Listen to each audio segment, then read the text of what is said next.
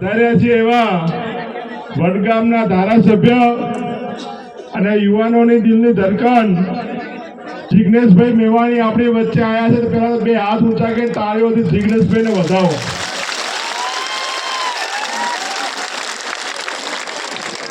ગઈકાલે વડગામમાં 1000-2000 ટોળામાં જે આમ હાથ ઊંચા કરીને જે જતા હતા, તાળીઓ એવી વગાડો છે ગાંધીનગર સુધી સંભળાય કે આ ડેરો અહીંયા છે.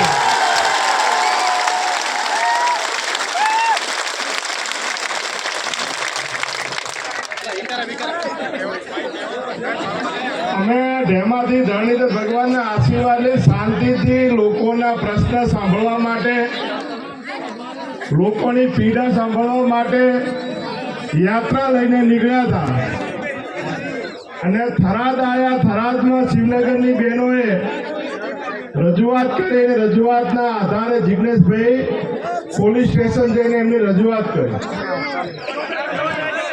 કદાચ જિગ્નેશભાઈના શબ્દ કડવા હશે, પણ એ કડવા શબ્દ આપણા સૌના હિત માટે હતા.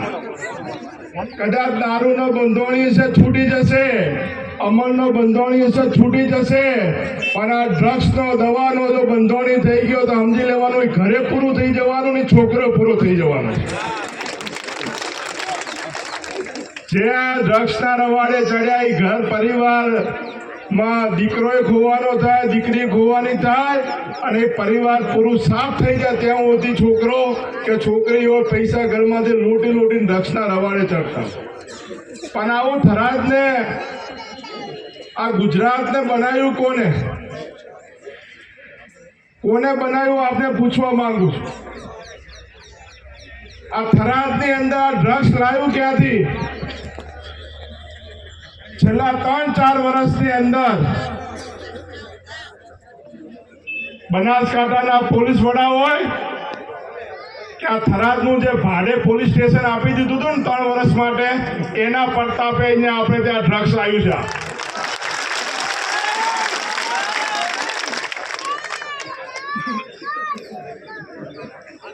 1000 યુવાન તો ડ્રગ્સના રવાડે ચડ્યા, પણ ઘણા બધા પોલીસના અધિકારીઓ કે કોન્સ્ટેબલો અત્યારે એમની ડ્રગ્સ ખાતા કરી નાખ્યા છે આ લોકોએ. અને એ ડ્રગ્સના વેપારીઓ જોડેથી હપ્તા લઈને આપણી જિંદગી બગાડે છે. એમનું ઘર હમું કરવામાં આપણા વિસ્તારના ઘરો બરબાદ કરી રહ્યા છે. એના વિરુદ્ધમાં જિગ્નેશભાઈએ અવાજ ઉપાડ્યો હતો. પણ હું ધન્યવાદ આપું છું, આભાર માનું છું આ વાવ થરાદના લોકોને. વાવ થરાદના કોઈ એક દલિત સમાજને નહીં, પણ આ વાવ થરાદની સર્વે સમાજને આપું છું કે જિગ્નેશભાઈ મેવાણીને ટેકો આપ્યો.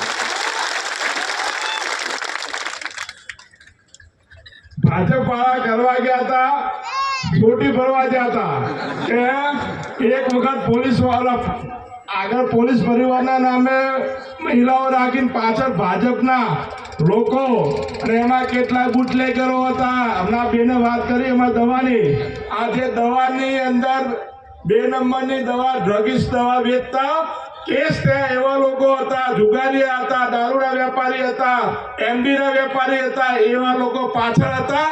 અને માત્ર આગળ પોલીસની મહિલાઓ પરિવારની ખાલી એક નામપાત્ર રાખી હતી અને દબાવવાની કોશિશ કરી, પણ એમને ખબર નથી અમે આ ખોટી હળી કરી હતી. આ વખતે શાંતિથી યાત્રા જતી હતી, જાણી જોઈને હળી કરી અને એમને રેલી કાઢીને સામે તમે બધા ભેગા થઈને એમને બરોબરનો જવાબ આપ્યો. જો જવાબ ના આપ્યો હોત ને તો આ જિગ્નેશભાઈ મેવાણીના સામે આખા ગુજરાતની પોલીસ લાવી દોત. આ જિગ્નેશભાઈના મેવાણીની સામે આખા ગુજરાતના લોકોને જાણે જિગ્નેશભાઈએ કેટલો મોટો અપરાધ કર્યો હોય એવું સાબિત કરવા માંગતા હતા. પણ એનો જવાબ આ વાવ થરાદની ખબરવંતી જનતાએ આપે, એના માટે પણ આભાર માનું.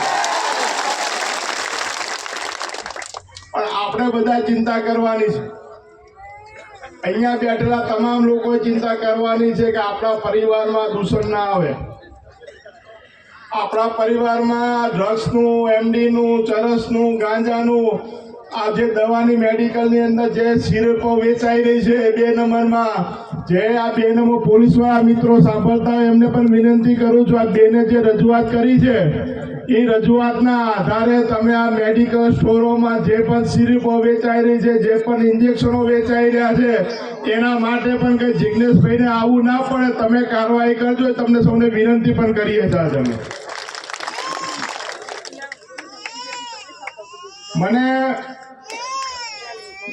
એક છોકરાનો ફોન આવ્યો, કોલેજ કાળમાં ભણતો, ખૂબ હોશિયાર આગેવાન જેવો છોકરો, કોલેજમાં આંદોલન કરે કે મને તમે ઓળખો છો?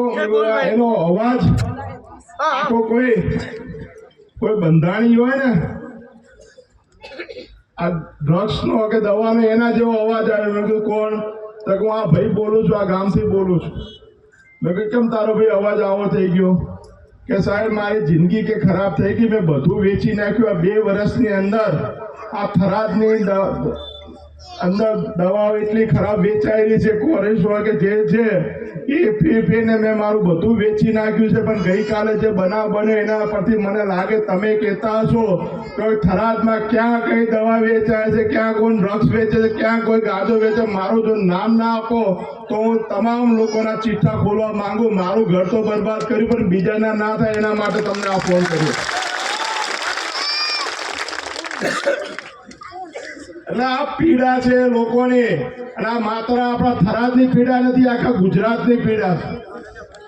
આજે ગુજરાતમાં તમામ કોલેજોની બહાર, તમામ સ્કૂલોની બહાર, તમામ ખેલકૂદના મેદાનોની બહાર જ્યાં છોકરાઓ ભેગા થતા હોય ત્યાં ખુલ્લે આમ અડ્ડાઓ ચાલતા હોય છે. ત્યાં કડકડતી નોટની અંદર 100 રૂપિયાની કે 200 રૂપિયાની નોટમાં આ સ્પાઇક જેવું કંઈક ભરીને એને સટ્ટા મારતા હોય તો નશો આવે. ક્યાંક ઇન્જેક્શનો લે તો તમે ઊભા થઈ શકો. આવી જે ડ્રગિસ્ટ આખી પેઢી નવી ઊભી કરી છે એના વિરોધમાં આપણે સૌએ જાગૃત થઈને લડવું પડશે. કદાચ પોલીસ કામ કરે કે ના કરે, પણ આપણે આપણા પરિવારમાં, આપણા કુટુંબમાં, આપણા ગામની અંદર આ બધીઓ આપણે અંદર ના બેસે એના માટે કરીને આપણે સૌને જાગૃત થવું પડશે. અને આજે કમસે કમ અહીંયા બાબા સાહેબનો નિર્વાણ દિવસ છે, તો બાબા સાહેબને સાક્ષી માનીને એટલું તો આપણે નક્કી કરીએ કે કમસે કમ મારા પરિવારમાં કોઈ છોકરો ડ્રગ્સના રવાડે નહીં ચડે, એની ખાતરી આપણે સૌ રાખશું. એટલું તો કરી શકીએ કે ના કરી શકીએ? આજે બાબા સાહેબના નિર્વાણ દિવસે આપણે નક્કી કરીએ કે આ વિસ્તારમાં ક્યાંય પણ ખોટું થતું હોય, કોઈ પણ ડ્રગ્સ વેચતો હોય, દારૂ વેચતો હોય કે ચરસ વેચતો હોય કે દવા વેચતા હોય, ધ્યાનમાં આવશે તો કોંગ્રેસ પાર્ટીએ એક હેલ્પલાઇન નંબર નાખ્યો છે ને લાલજીભાઈ ઊભા થશે તે હેલ્પલાઇન નંબર પણ આપશે. એના ઉપર તમે ખાલી એડ્રેસ આપજો કે આ જગ્યાએ આ વેચાય છે, એનું કામ બાકીનું આગળનું અમે લોકો બધા ભેગા થઈને કરશું. પણ જાગૃત થવાનું કામ તમારે. આ થરાદમાં એસપી સાહેબ તો હમણાં 15 દિવસથી જ આવ્યા છે. થરાદના નવા પીઆઈ 15 દિવસથી જ આવ્યા છે. પણ જે 3 વર્ષથી અહીંયાના ડીવાયસપી હતા કે વહીવટદારો હતા એમને ખબર નથી કે અહીંયા દારૂ વેચાય છે, ડ્રગ્સ વેચાય છે, કે આ 2 નંબરના ધંધા ચાલે. એમને તો ખબર હતી કે નહીં? તમને પૂછવા માંગુ છું, એમને તો ખબર હતી ને? મને હમણાં એક વાવ તાલુકામાંથી ફોન આવ્યો કે અમે પોલીસ સ્ટેશનમાં ફોન કરીને કીધું કે અહીંયા અમારે ત્યાં દારૂ વેચાય છે. અડધો કલાકમાં એ બુટલેગરો અમારા ઘરે આવ્યા, અમને ધમકી આલી કે તમે અમારી પોલીસ સ્ટેશનમાં ફરિયાદ કરી. આટલું નેટવર્ક છે આમનું. પોલીસમાં ફરિયાદ કરે, અડધો કલાકમાં એ બુટલેગર જઈને ધમકી આપે છે કે અમારા વિરુદ્ધમાં તમે કેમ ફરિયાદ કરી? આટલું બધું અત્યારે 80% તો બંધ થઈ ગયું છે કે નહીં? ખાલી એક વખત તમે રેલો કાઢ્યો 80% બંધ થઈ ગયું છે. જો તાકાતથી જો જાગૃત રહો તો આ 100% બધું બંધ થઈ જાય એમ છે. અને જ્યારે જરૂર પડે ત્યારે જિજ્ઞેશભાઈના હાથ મજબૂત કરજો તો જ અમે આ ઉત્સાહ સાથે અહીંયા આવશું. આજે જિજ્ઞેશભાઈ પણ અહીંયા આવ્યા તો એમને પણ આખા ગુજરાતમાં લડવાની હિંમત આજે અહીંયાથી મળી કે ના, કે મારા માટે કરીને લોકો હજારોની સંખ્યામાં જ્યારે આવે છે તો એમને પણ લડવા માટે કરીને આ ડ્રગ્સના રવાડે ચડશે તો આપણા છોકરા ચડવા, જિજ્ઞેશભાઈ ચડવાના, એમને ક્યાં ફરક પડે છે? બરાબર, જિજ્ઞેશભાઈ લગ્ન નથી કર્યા એટલે જિજ્ઞેશભાઈના છોકરા ચડવાના? હા, ચડવાના. કોના છોકરા ચડવાના? આપણા ચડવાના ને. એટલે આપણા માટે કઈ લડે છે તો કમસે કમ આપણે તો એનામાં પૂરેપૂરો સપોર્ટ કરવો પડે. અને જો આપણે, હું તમને કહેતો ભાઈ દારૂ મૂકો, ડ્રગ્સ મૂકો, તો પહેલાં મારે કંઈ હું કરતો હોઉં તો તમને કહી શકું નહીં. એટલે તમારે કોઈને કહેવા જવું હોય પહેલાં તો તમે આમાંથી કોઈ બંધોણી હોય તો પહેલાં તમે મેલજો, તો પછી વાત કરજો બધા. મંચ ઉપર કહી દો, મંચ પર તમે કહેજો, હું નહીં.